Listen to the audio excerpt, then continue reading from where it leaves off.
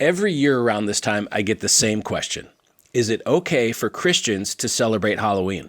And honestly, it's a good question because depending on who you ask, you'll get very different answers. Some see Halloween as harmless fun. It's just candy and costumes and community.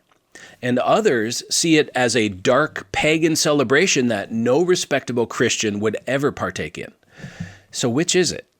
Well, before we rush to an answer, let me ask you something.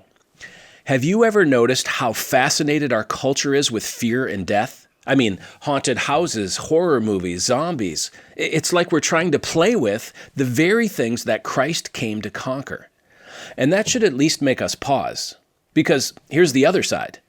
Every year on Halloween, millions of kids walk right up to our doors. And that's a rare opportunity.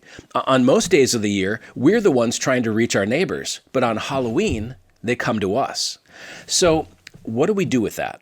Do we turn off the lights and hide? Or do we find a way to shine the light of Christ in the darkness? Well, here's where I land.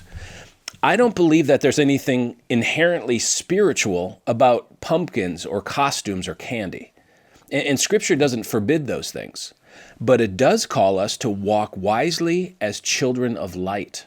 And that means that we don't glorify and celebrate what Christ came to destroy, sin and death and the devil.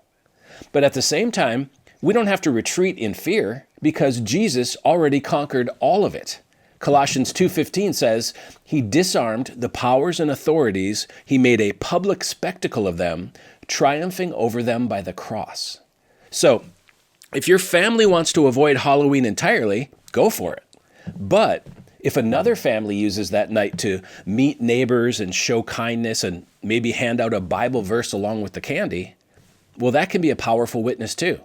Romans 14:5 says, each one should be fully convinced in his own mind.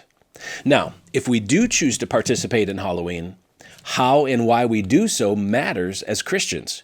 Are we walking in the light of Christ, or are we blending into the darkness around us? Because if you're a Christian who uses Halloween to worship the devil and honor evil things, well then, knock it off.